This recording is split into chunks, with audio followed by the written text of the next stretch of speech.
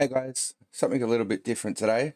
The last few months for me in the Skippies has been extremely rewarding, and I've learnt a hell of a lot. And I just wanted to share all the new things that I've learnt in the last few months with the Skip Barber.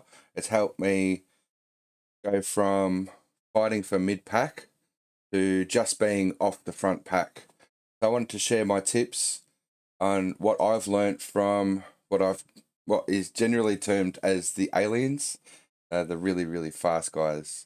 Thank you to everyone who subscribed lately. I really appreciate it. If you haven't yet, click on that link below. I do 3 videos a week of my races. Members get 7 videos a week. I've in the past always done videos every day, but it's a little bit too much. So if you want to be a member, you still get the 7. And down below, I will have links to every part of this tutorial, along with my study notes. So, let's do it. First of all, we have, when I'm organized, what we're going to cover. So, we're going to look at time, bad habits, watching the leaders, watching the streamers, setup, gear changes, turn in, and finally just have fun. Let's start with time. Don't expect to be fast straight away. You're racing against people that have been doing the one car for years, and the more you watch these guys, the faster you will get, and the more time that you spend in the car, the faster you will get. Just you will naturally become faster driver the more time you spend in the one car. In the past, I've done lots of categories through the season, and as Mick always says, I'm spreading the butter very thinly across the bread. So now I'm focusing just on the Skippies. And yeah, so just enjoy learning the car and your surroundings. Just remember this video is aimed at people who are struggling with the car. If you are one of the aliens, this is not necessarily for you, but you never know, you might learn something. So just spend time in the car, enjoy learning the car and your surroundings, get your field of view comfortable where you can really get all of your you can see all the way around the car. It's a nice little open wheeler, great car to throw around with its suspension travel. And yeah, always measure yourself against your own deltas and the cars around you, not always the leaders. It can be quite depressing when you get through the first 3 laps and the field cleanses and you find yourself a lot slower than the leaders. Don't be put off by that. Over time, you will get there. And try not to fight unnecessarily. If you start battling and fighting for every single corner, you will naturally be slower. Just try and get into a groove, follow those around you, and just never stop learning. And most importantly, don't give up. If you find that it's just not gelling for you, just give it a bit of time. Just a little bit of time. So next, we're going to go to bad habits. This is probably the most important part of learning the Skippies or any other car in sim racing. Try not to form bad habits. In that, I mean the little things that slow you down or even have you running off track. If you learn how to drive a track early in the week, you can spend the rest of the week getting faster instead of trying to fix it. So learn all the tricks from the aliens from the get-go.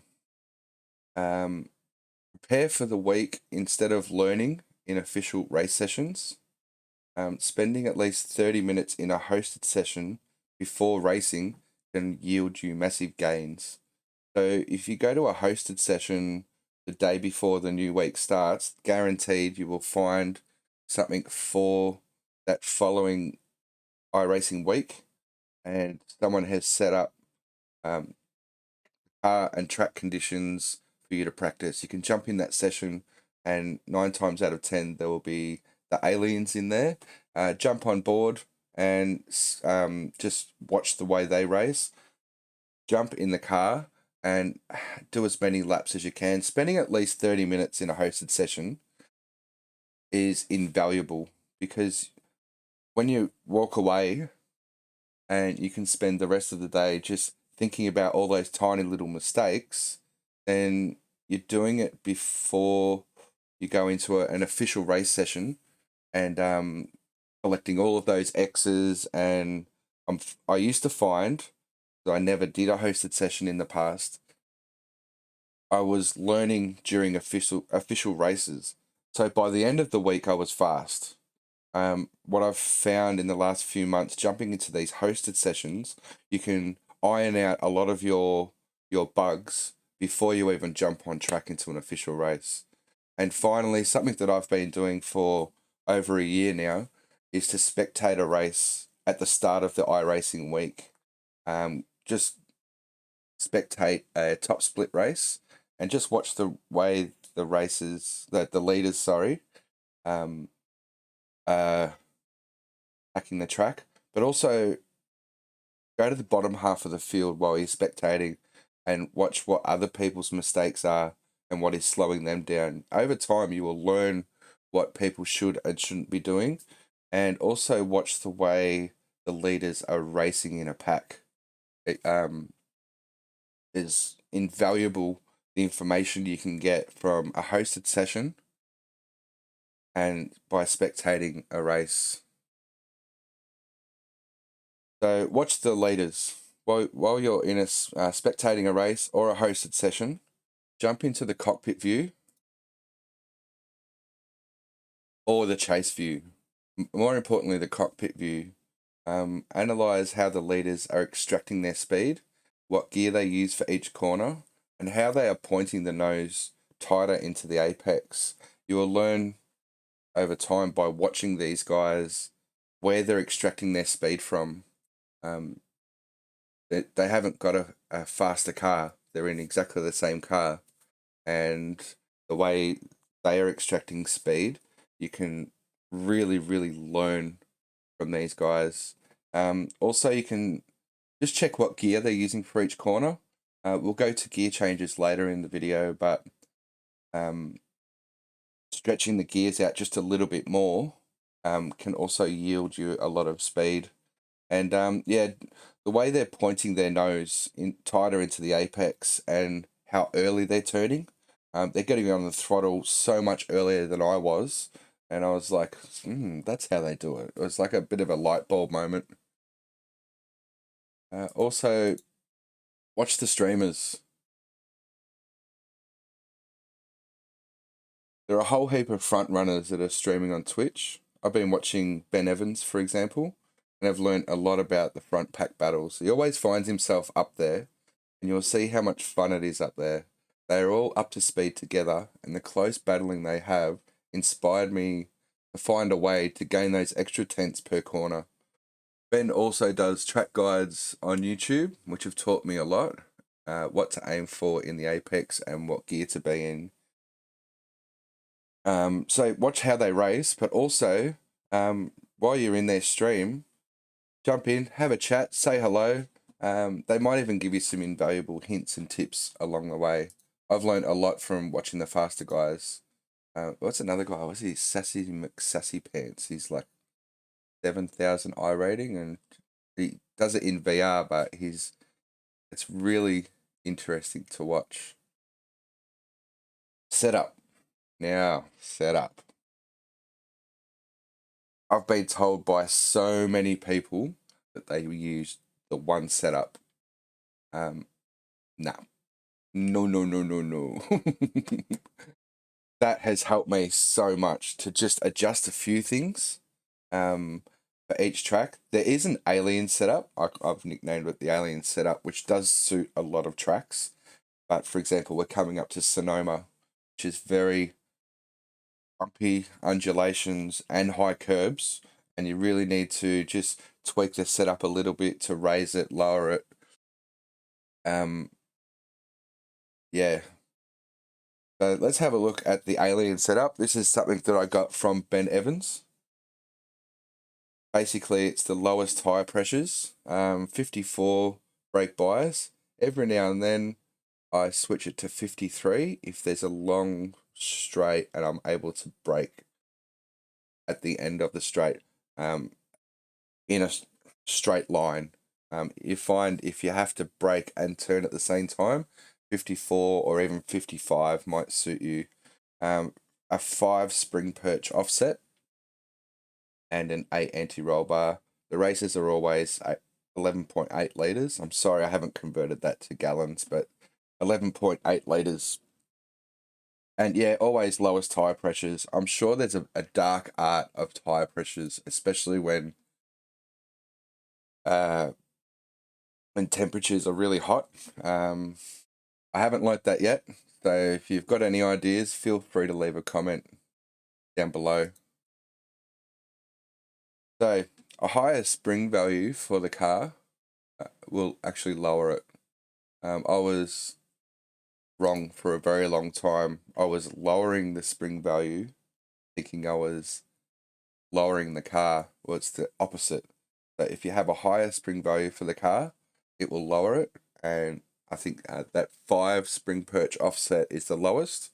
And I think it's -4 spring perch offset is the highest. And the difference is roughly 20 mil at the front. And as you're adjusting it, also slightly adjust the rear. So that was one of the moments that I had. Had a few people message me and say, no, that's wrong, mate. That's wrong.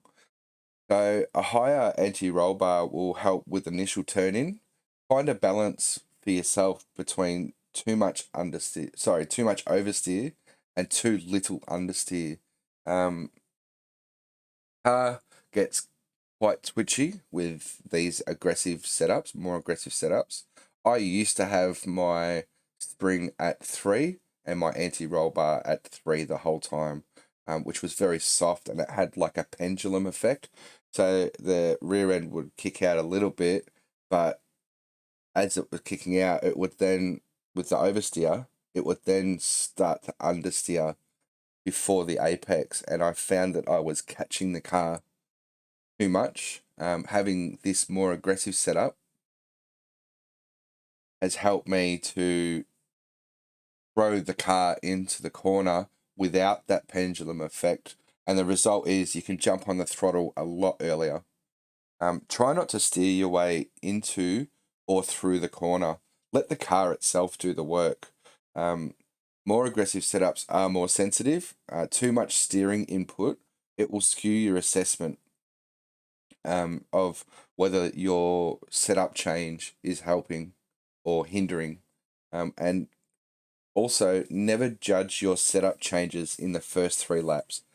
With a new tyre model, you need to let the tyre pressures come up. And generally, across all circuits, except for Nürburgring, of course, or Le Mans, you need about 3 laps to really find out whether your setup is helping you gain time where you were previously losing it. The next thing I wanted to share was gear changes. So first of all, in the iRacing settings, the fastest way to do it with the driving aids is the anti-stall clutch. There are other ways might work. This works for me, having anti-stall clutch. And the way I used to change, my old way, was called what I call the lift and shift. I got the idea from driving truck at work, which was an 18-speed Road Ranger gearbox. And in between gears, you would lift to drop the revs, change gears as the revs were dropping just at the right time, and then get back on the throttle. And I was doing the same thing with the Skippys, albeit a lot quicker. And it's just as fast, but when you need to go up a gear, mid-corner, the lift and shift was just unsettling the car a little bit, and I was going back to catching the car. So that's probably the biggest thing that I've learnt in the last few months, is all of these things coming together. I'm not catching the car out of the corner so much. I can actually punch forward and I've made up so much time to do it. So my new way of doing it is foot to the floor and just tapping the clutch. Some people have adjusted their clutch with the when they configure your pedals. Some people, when they configure the clutch, they'll only tap it, push it halfway through, and then click done in the iRacing settings. Calibrate is the word I'm looking for, to calibrate their clutch. I haven't done that, and I'm finding I'm still changing gears, no worries. I naturally probably use all of my clutch travel anyway, but when you calibrate the clutch for halfway, you only slightly need to tap the clutch going up the gears. Also, the revs, I jumped into the pits and my head-up display said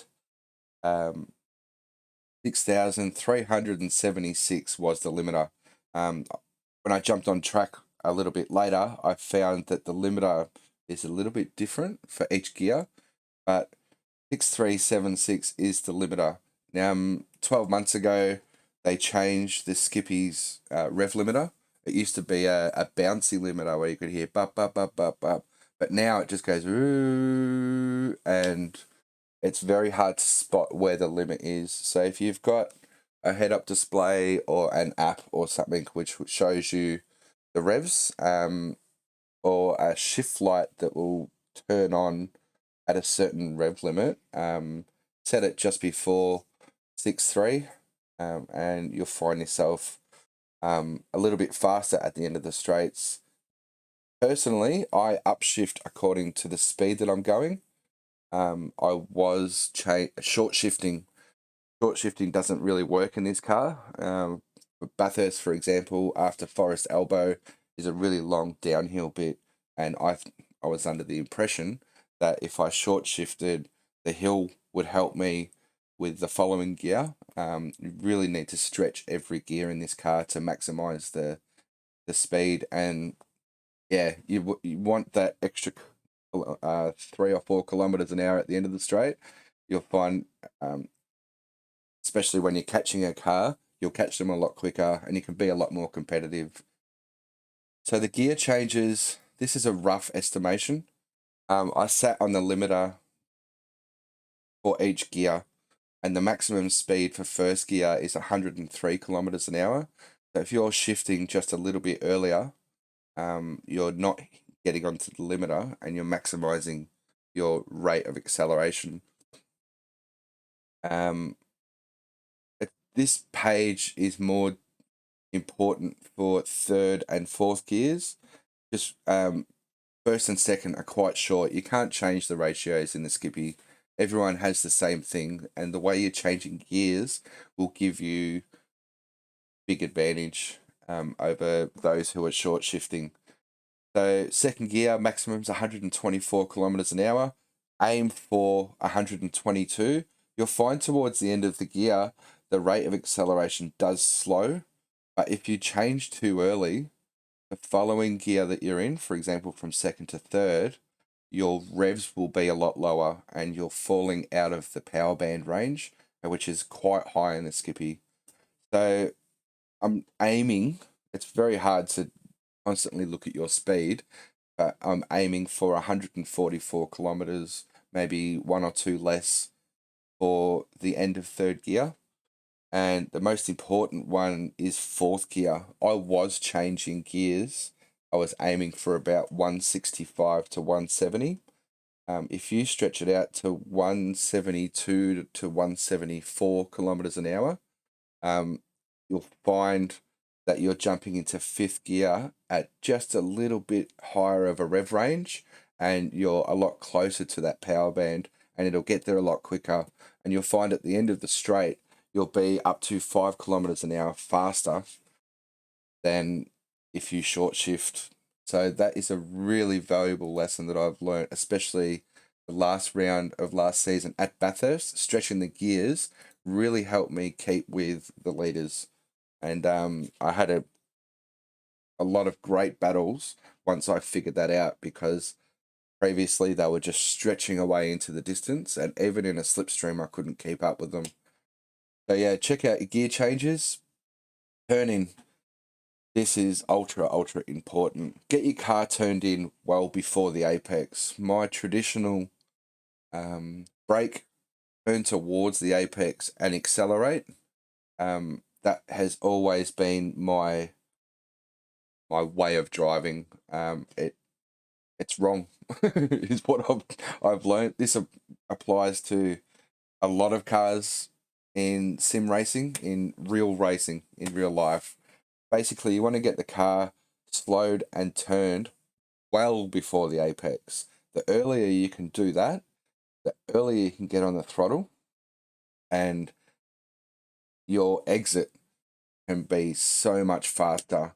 And once you get a flow through a circuit, you will find that with your turn in, you are going to be so much faster time wise and speed wise, because you're coming to the next corner a lot faster. You hit that, you'll hit the following corner a lot faster, and then you've got a flow, and you're like, oh wow, I've just gained like a second a lap just by adjusting my turn in. The aggressive setups will have the rear end kick out. That's the nature of the car. Having it kick out means it's turning the nose earlier than you expect it. When you get that, you learn the way the rear end kicks out. You can really take advantage of getting that nose in and onto the throttle early. Being too aggressive, it's harder to control. So fast in, fast out will have you catching the car the whole time. Some people can do it. I don't know how they do it, but I'm traditionally a slow in, fast out racer, and I've found, especially in the Skip Barber, I am so much faster. Learning, watching the aliens and how early they turn that car in, and it looks like they're throwing it in, but their aggressive setup is actually kicking the rear end out a little bit and helping that nose turn. And use all of the track, as you see in that image. If this is going to come up, yeah. So if you have your nose or your tires aimed here, this is a double chicane or single chicane at Alton Park, then your car is way too close to the middle of the circuit, and you're really hindering the way you can attack the following corner. Use all of the track. In practice, drive and get as many X's as you can and really find your track limits. The way I've learnt to turn the Skippy is probably something you wouldn't get away with in, for example, the Formula Sprint car or the Formula 3 car, simply because the suspension in those cars is really stiff and really delicate. This car is fantastic. Really big suspension travel, and you can really throw the car in. So I have traditionally aimed with the tires. As I'm turning, the tire is usually my apex. This is wrong. I've learnt that this is wrong. You'll see this little dot, this little hole on the front of your car. Let that be your aim.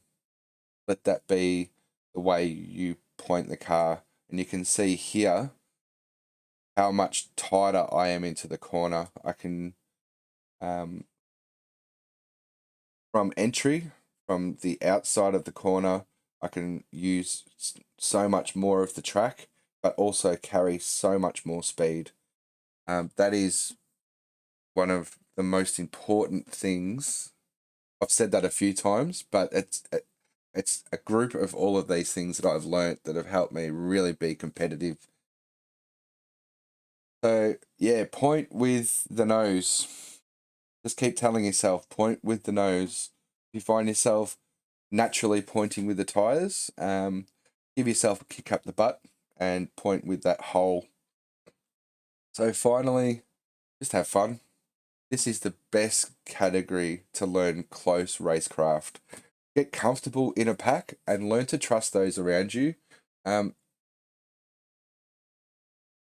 You'll find yourself, well, I found myself too often looking into the mirror, hoping the guy behind me wasn't going to take me out. After 3 laps, most people who are left on the circuit are going to race relatively sensibly. If you're in a pack, you will find that they will break a little bit earlier just to stay in the pack. And if you work together in the pack, you will all be faster. So slipstreaming each other, try not to battle for every corner, especially ones with long straights. If you slipstream at each other, and you might have to yield a slipstreamer. If you've got 3 or 4 cars behind you by the end of the straight at Spa, for example, you might have to give up a couple of spots. If you start battling with those who have a slipstream over you, the whole pack gets slower. And just remember, there's carnage across all splits. Don't let a few wrecks turn you off. If you're struggling to get out of a bottom or middle split and you find it's because there's too many morons, just remember, in every category, in every split, there's carnage. So don't let those few wrecks turn you off.